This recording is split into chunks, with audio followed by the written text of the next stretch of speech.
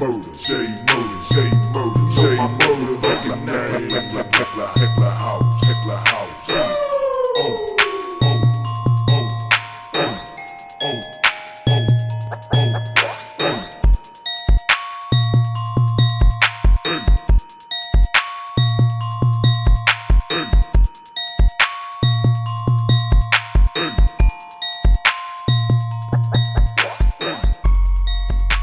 What's up, YouTube? It's your boy Thomas back again with another rendition of Truth Be Told.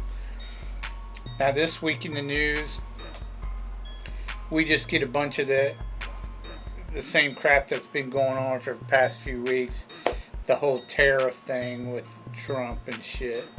It's just the same crap over and over again. I heard the Minecraft movie is terrible.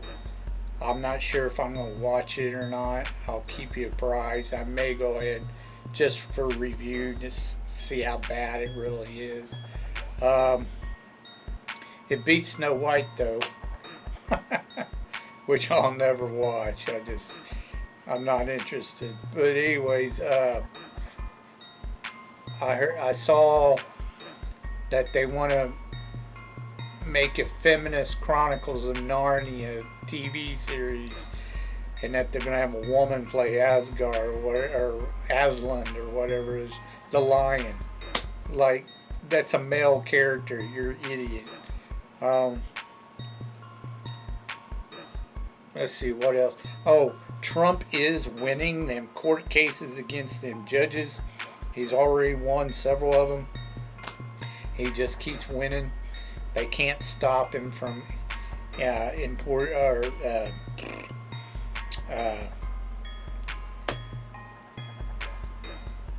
sending illegals back across the border. So anyways, win-win. Go Trump. Okay. So as I've said before, even if you don't watch the channel regularly, and you've only seen a couple of videos, or you don't watch it at all, it only takes 2 seconds to hit that subscribe button. It doesn't affect you or your channel whatsoever. It just helps this channel grow. So please subscribe. Also, I have another channel. It's called Easy Does It. The link is in the About section. Check it out if you like gaming vlogs and reviews and reactions to other YouTube channels. Okay. Again, subscribe. Let's get to talking about what I really want to talk to you about this week. I've got, like I said, I've got several TV shows and shit backed up that I need to get to. I'm still working on the Monsters TV show that was in 1988 through 90 or whatever. I'm still working on it. The anthology series, when I do anthology series, it may take me a little time if they've got more than one season. So this week we're going to go over 9 through 16 of season 2 of the Monsters TV show from the 80s. Number 9. The episode was called Reaper, and it was basically about an old folks home. There's a grumpy old man. He pretends he don't want to live anymore, but then when death shows up, he makes a deal with him to kill people, a few people, in order for him to live. What he doesn't understand is that, or didn't know, was there could have been somebody else in the old folks home who had already made a deal with death, and he became one of the victims. End of episode. Number 10 was the mandrake root. is what it was called. Basically, you had like this old voodoo grandmother of this black woman who is not satisfied with her marriage. She loves her husband. He's good to her. But, you know, it's like a typical woman. She wants something, excitement. You know, she's bored. She cuts her hand on this old root down in the cellar that had a family heirloom, a ring on it, from her grandfather. Well, her grandmother had done the same thing, spilt some blood on this root, and it created this magical creature called a mandrake, which is a man who gives sexual pleasure to a woman. So she cheats on her husband with this mandrake root like her grandmother did. But it needs to feed, it needs blood, so it needs victims. He wants to chain up her husband so he can slowly suck the life out of him. And she doesn't want that to happen. She almost goes through with it and then kills the mandrake root. Well, doesn't quite kill it, just sends it back to where it was. The root's still there waiting, and her husband doesn't seem to recall what happens to him. So that's the end of that episode. It was okay, but it was kind of weird. Let's see. Next one, number 11. Half as Old as Time. Now this is about a old archaeologist. He tried to get a lot of information from these Native Americans. It doesn't say where they are at.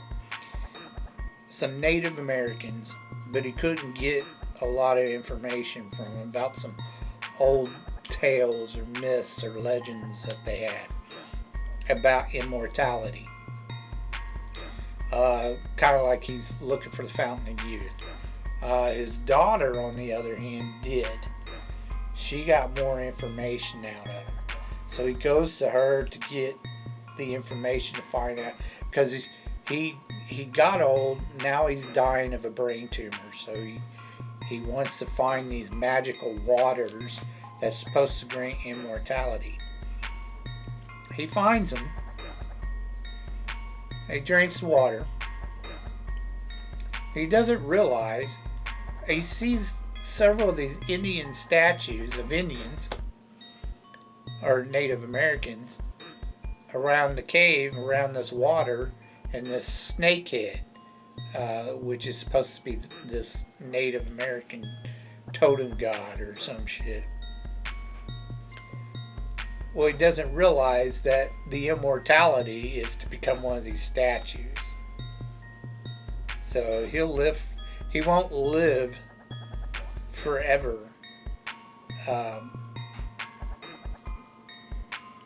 Like a regular human being. He'll become a statue. That's the end of that. That's alright. Wasn't too bad. I got it. It was a cheesy story though. The next one, 12, is Museum Hearts. Now this one was just dumber than shit. Basically, you have this guy, he's just, he thinks he's just hot shit. He's cheating on his girlfriend. She catches him in the act. They get locked into this museum. Him and his girlfriend and the other woman he was getting ready to sleep with. When he cuts himself somehow and spills some blood on this mummy they find in this like crate or whatever. There's nothing else in the room. Nothing. except for a gate with a lock on it, and then the door. But yet, there's this crate in the middle of the room. He spills his blood on this mummy. It's a female mummy of a witch or druid, whatever you want to call her, from like 3,000 years ago. Well, she got cheated on by her husband or lover or whatever, and now she wants revenge on all men, and she gets the women to join her, and then they kill him. End of episode. It was just dumb. It was a man-hating episode. It was stupid. Okay. 13. Habitat. Okay. Basically, you had some aliens make a contract with this woman. Now, she doesn't know they're aliens. She never sees them. But they make a contract with this woman that they will do a series of experiments with her. Basically, they treat her like a rat in a maze. You know, they give her all these tasks and puzzles and blah, blah, blah. And she's supposed to do it for 9 months. If she does it for 9 months, at the end of the 9 months, she's supposed to never have to worry about money again. Like, all her bills will be paid for the rest of her life. Anyways, she can't make it. She goes nuts, kills herself, and that's the end of that episode. Hell, she don't even know when she's doing the experiment. She doesn't even know what time it is, like what day or whatever. She just guessworking. So it was dumb. I didn't like that episode at all. 14. Bed and Bore. Basically, you'll probably recognize the guy who stars in this episode. That's what is in season 2. They got a lot more B-list stars, people you recognize. You don't know necessarily their name, but you see them quite often. Anyways, in this one, he plays a travel salesman. He hears some fighting in the next room. A woman comes over, says her husband is beating on her and crap, which there's no marks on her or anything, so it's kind of strange.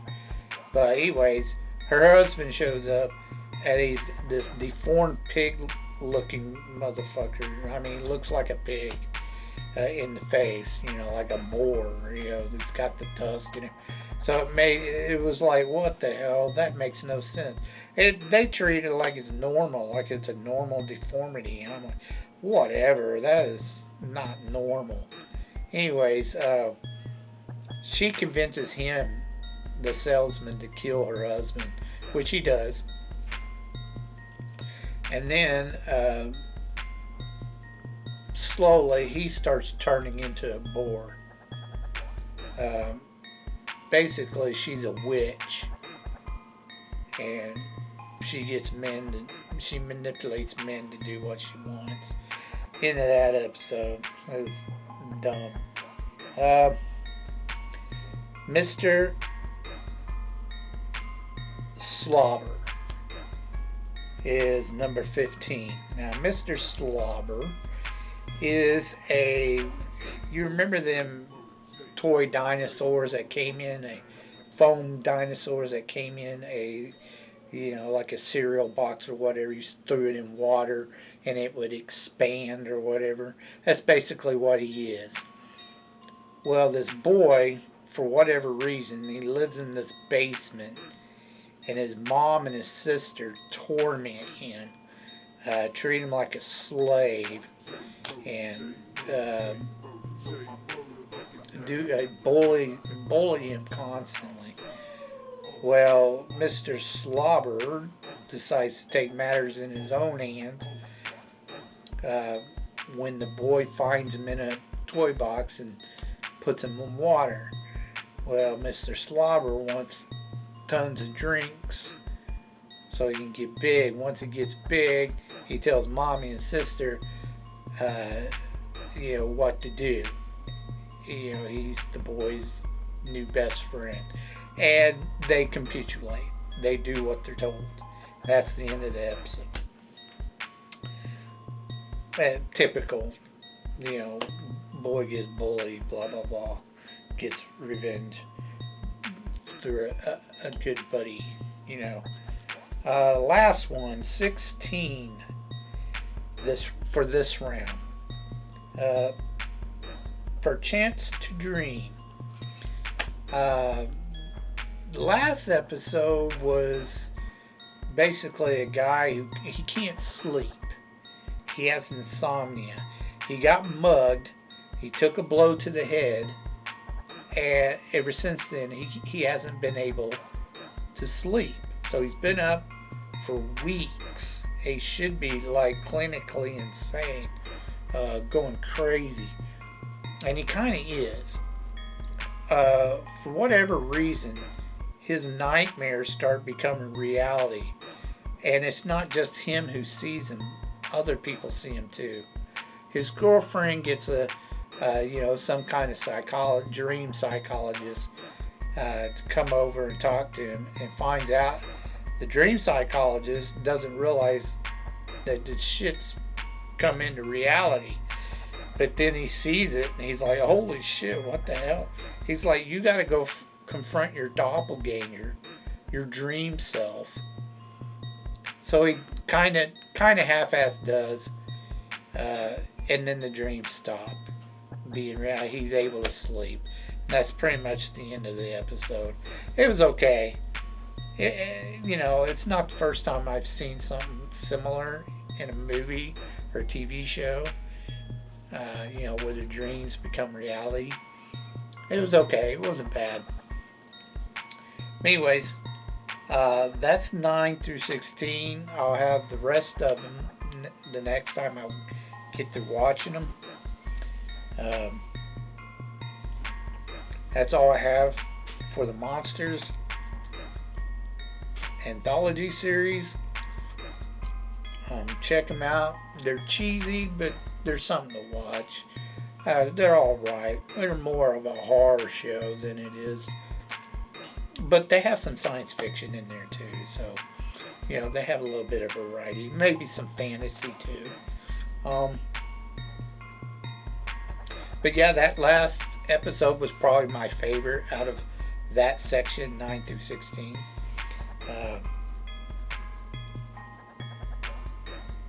There's 24 episodes, I believe, for each season. So we still got a few more to go. Plus we got one more season to go after this one. So that's enough of that. Let's get on to your B-movie reviews.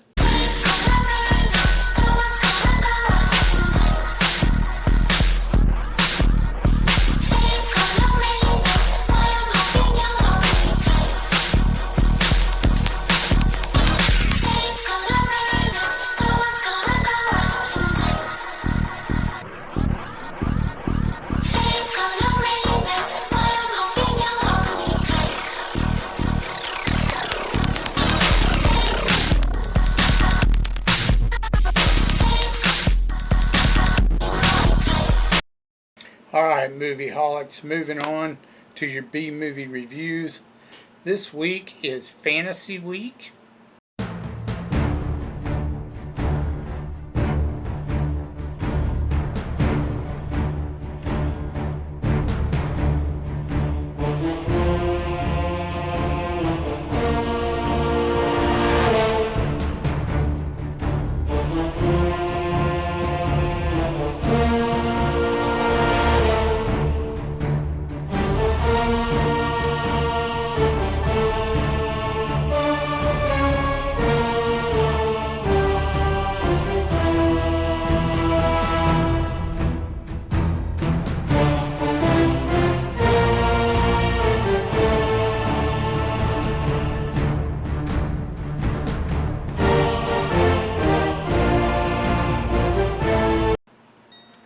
Now, you know how I feel about freaking cartoons. I'm just not a big fan.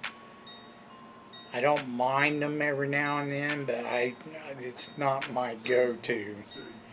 But there is a certain cartoon that was done in the 80s that I never watched. I knew about it, but I never bothered because it just seemed kiddyish to me. And it basically is, but it's called The Secret of NIMH.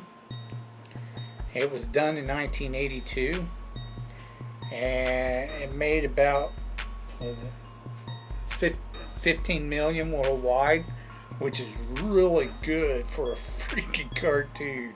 Honestly, it's huge for back then. Elizabeth Hartman did the voice of the main character, the Miss Biggs or whatever, and then Dom DeLuise, of course, did the voice for the Crow. So the story is,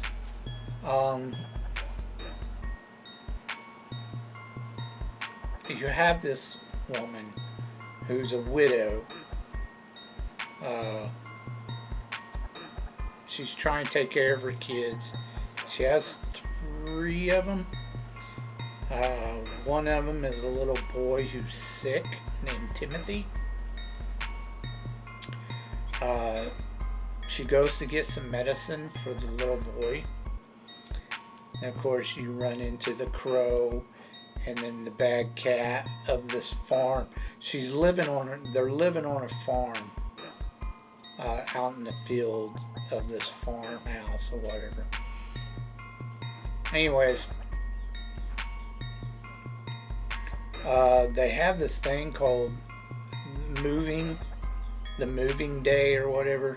It's when the farmer basically goes and tills his garden. Now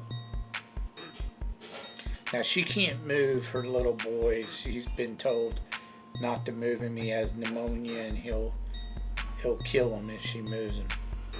So she's trying to figure out a way to stop the farmer from tilling too early, which he's trying to do. She doesn't know that NIMH has contacted the farmer trying to look for some rats that they were experimenting on and got loose. Well, she later finds out through the rats that her husband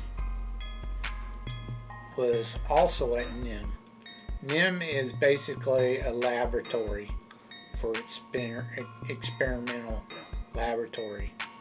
Experimental animals. They had given them some kind of serum or whatever. It made the rats intelligent and some of the mice. But most of the mice died. There's only a couple that survived. The Mr. Ages guy that's in the movie and her husband, which he died. But they all praise him for saving him. He helped them escape the laboratory. The intelligence that the rats gained was the ability to be able to read. There's one particular rat. He's old, really old, not Nicodemus or some shit like that. He I don't know, it just seems like they try to make him off like he's some type of wizard or some shit like that, like he can do magic, but not really. It's weird. It's kind of weird. Anyways, she's told she needs to move her house, which is basically her house is inside a one of them cement blocks with the 2 holes in it. That's basically her house, and she's told to move it to the other side of the garden. So the rats go to help her move her house to repay for what her husband did to help them. There's one particular rat that don't want to comply. He wants to rule, and he causes a bunch of trouble, and he kills the old wizard dude, and it causes a bunch of problems. And the main rat guy, he gets, the one who's kind of leading them, he gets in a fight with the evil rat dude, and ends up killing him.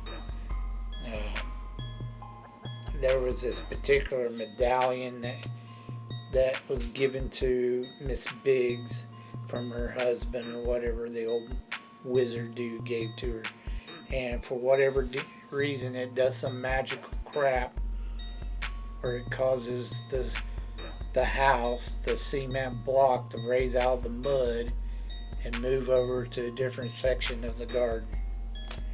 That's about the only magic you get out of this entire movie. It's literally it. But anyways,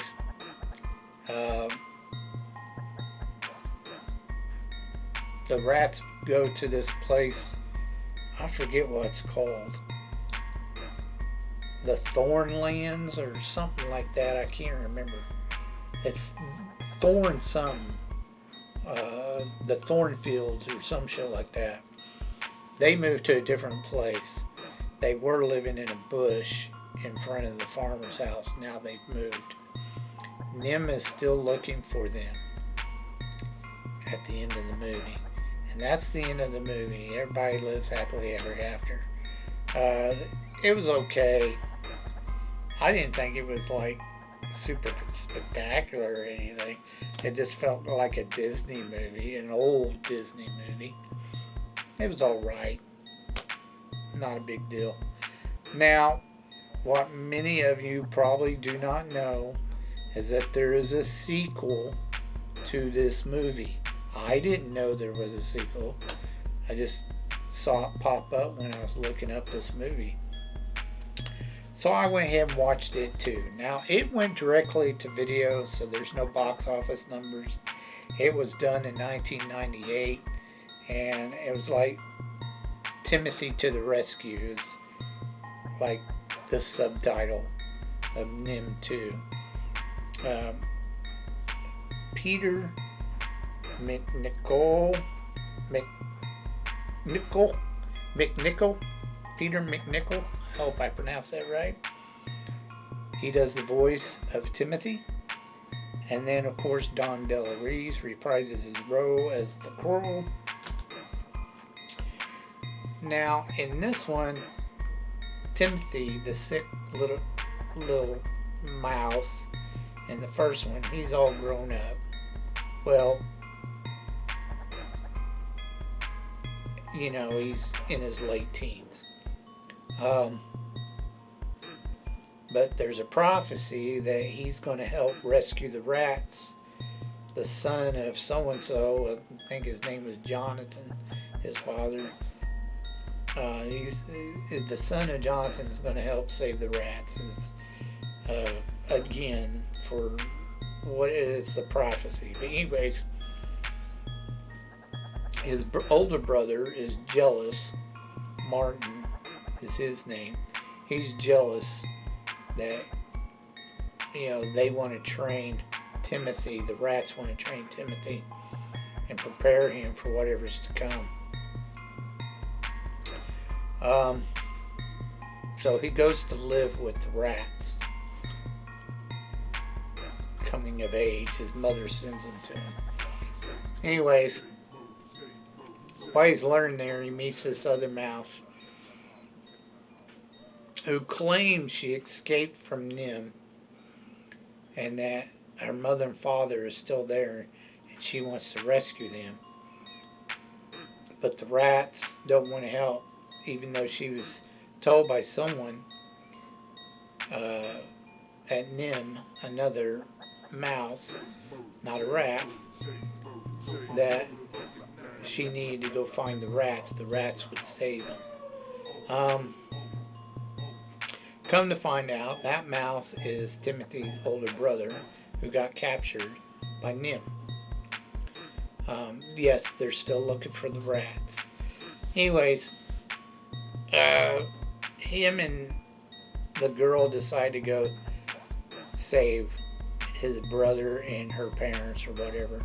And there's a few rats left there that never escaped. They're going to try to get them out. Like 10 of, I think there's like 10 of them or something like that. Anyways, they did something to his brother. It gave him something that made him rage out, become evil. So he has to end up fighting his older brother when he gets there. He stops his older brother from stopping him. There's a fire breaks out, but they get everybody out. The main rat leader or whatever, he grabs a bunch of rats and they show up and they help Timothy out. They get everybody out, and he even goes back through the raging fire, Timothy does, to grab his brother and pull him out of there. Eventually his brother recovers.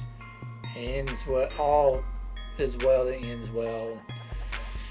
Saved by the day, but apparently NIMH is still out there looking for rats at the end of this movie too. So anyways, it was okay. Again, it was more, you could tell it was more kiddie-ish, for a kid's type of cartoon movie. Like I say, it was okay, but you can watch them if you want to. I give them both a thumbs up and a thumbs down. They're okay. Maybe a one-time watch. And that's all I have for you this week. Now, if you have any thoughts about what I talked about earlier in the video, please leave your thoughts down in the comment section down below. I'd love to hear from you. If you have any underrated or movies you think I may never even heard of that you would like me to check out and review, please leave your suggestions down in the comment section down below. I'll get to reviewing them as soon as I can. So until next time, I told you you'd be told the truth, and you've just been told.